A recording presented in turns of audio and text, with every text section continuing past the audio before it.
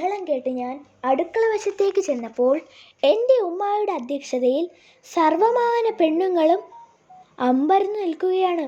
നടുവിൽ പാത്തുമ്മായുടെ ആട്. അതിന് തലയില്ല എന്ന് പറഞ്ഞാൽ അത് ആർത്തിയോടെ ഒരു കലത്തിൽ എങ്ങനെയോ തലയിട്ടു. പിന്നെ അത് എടുക്കാൻ വയ്യാതെ കലവുമായി നിൽക്കുകയാണെന്ന് പറഞ്ഞാൽ പെണ്ണുങ്ങളെല്ലാവരും കൂടി അതിനെ പിടിച്ചിരിക്കുന്നു. കലം എങ്ങനെ എടുക്കും? അതാണ് പ്രധാന ചിന്താവിഷയം. പാത്തുമ്മായുടെ ആട് കാണിച്ച ആ കൊള്ളരുതായ്മ ഞാൻ കണ്ടല്ലോ. പാത്തുമ്മായ്ക്ക് ലേശം മാനശയം വന്ന മാതിരി. ഇതിങ്ങനെയൊന്നും ചെയ്യണമല്ല ഇക്കാക്ക എന്ന് പറഞ്ഞു. കൂട്ടുകെട്ടിലുള്ള ദോഷമാവാം.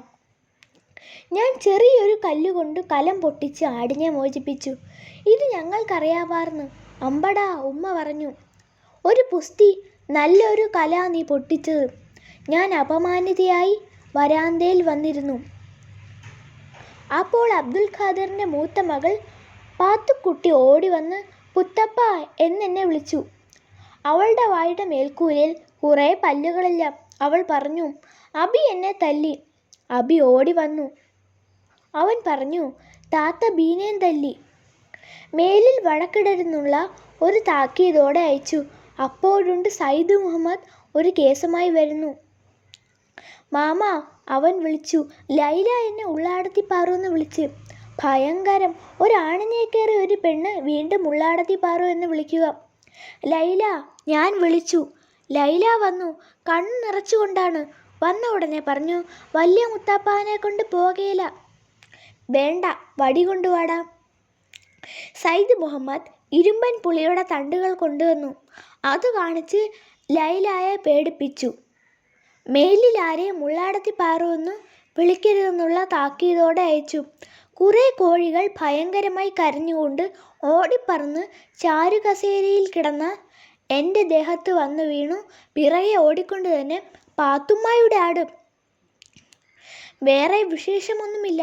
പാത്തുമ്മായുടെ ആട് ഒരു കുഞ്ഞിക്കലം കൂടി പൊട്ടിച്ചിരിക്കുന്നു.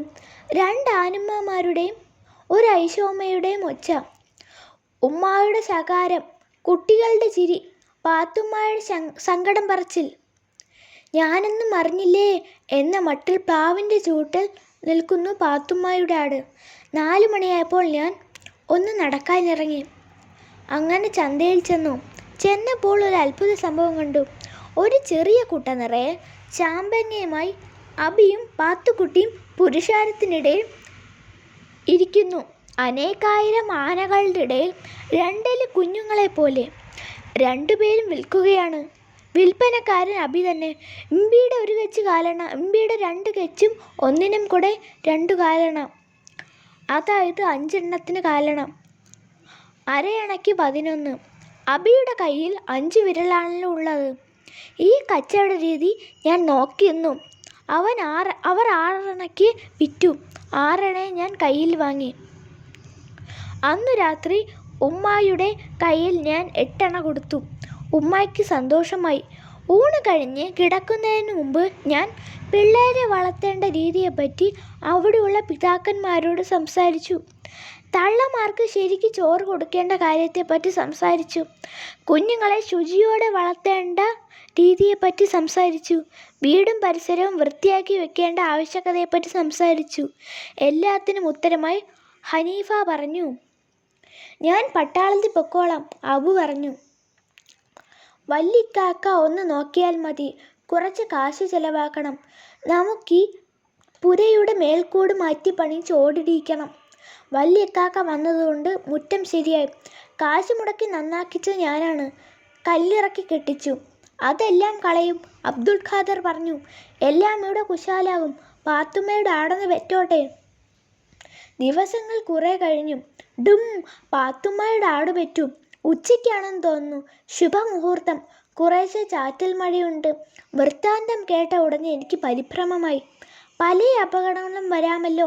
പ്രസവത്തിൽ മരിച്ച പല സംഭവങ്ങളും ഓർമ്മയിൽ വന്നു. എനിക്ക് വല്ലാത്ത വിഷമമായി. ഉമ്മായെ ഒരു 100 കുറി വിളിച്ചു. അതിൻ്റെ അടുത്ത് തന്നെ ഉമ്മ നിൽക്കണേ എന്ന് ഞാൻ അപേക്ഷിച്ചു. ഉമ്മ ഒന്നും പറഞ്ഞില്ല. എനിക്ക് പരിഭ്രമം അധികമായി. എന്താണ് സംഭവിക്കാൻ പോകുന്നത്? അവിടെ ചെന്ന് നോക്കിയാലോ? പക്ഷെ അതിനുള്ള ചങ്കുറപ്പുണ്ടായില്ല. എങ്കിലും ഞാൻ ഒന്ന് എത്തി നോക്കി. ആടിനെ മാത്രം കണ്ടില്ല, ഒരു ജനക്കൂട്ടത്തെയാണ് കണ്ടത്. ഉമ്മ, 2 ആനുമ്മമാര്, ഐഷുമ്മ, പാത്തുക്കുട്ടി, അബി, ആരിഫ, സൈദു മുഹമ്മദ്, റഷീദ്, സുബൈദ, ഇവരെ കൂടാതെ അയൽപ്പക്കത്തെ പെണ്ണുങ്ങളും. വലിയ ആഘോഷം മാതിരിയാണ്. എല്ലാവർക്കും സന്തോഷം തന്നെ. ആർക്കും ഒരു ഉത്കണ്ഠ തോന്നാത്തതെന്ത്? ഞാൻ ഉമ്മായെ വിളിച്ചു ചോദിച്ചു. പാത്തുമ്മയ്ക്ക് ആളയച്ചു. പാത്തുമ്മയാണല്ലോ അവിടെ ഉണ്ടാവേണ്ട പ്രധാനപ്പെട്ടയാൾ. പക്ഷെ പാത്തുമ്മയ്ക്ക് ആളയച്ചില്ല. ഉമ്മായ്ക്കും മറ്റു പെണ്ണുങ്ങൾക്കും ഒരു ഷൂ എന്ന മട്ട്.